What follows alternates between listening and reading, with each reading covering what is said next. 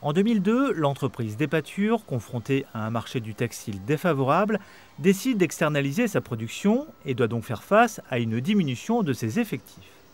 Dans le même temps, l'entreprise a des besoins de personnel pour ses secteurs de la VAD et de la vente en magasin.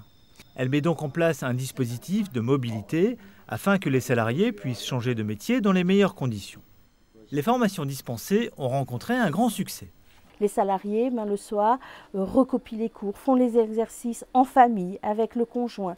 C'est un moment aussi d'échange avec les enfants, les petits-enfants aussi.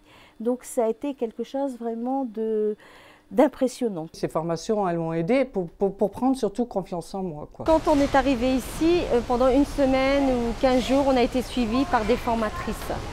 Donc ils nous ont expliqué la façon de travailler et après, un petit peu à la fois, on s'est débrouillé tout seul. Ces formations ont demandé du temps, des moyens et beaucoup d'énergie. Mais Damar est persuadé que des salariés satisfaits constituent un sérieux atout pour le développement de l'entreprise.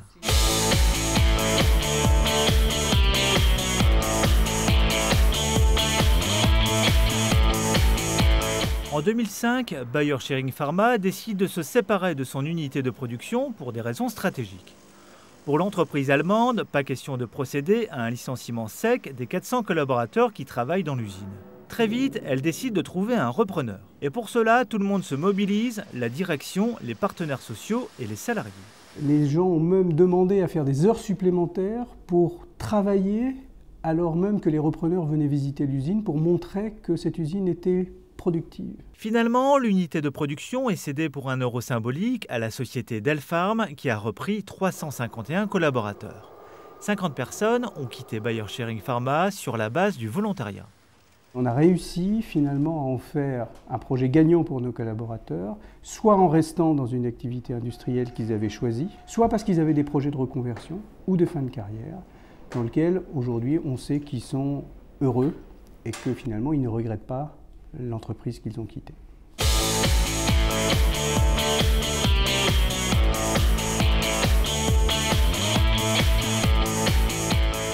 En 2006, Auchan France a engagé une action de sensibilisation et de formation de ses 6000 cadres sur le thème de la gestion et du management de la diversité.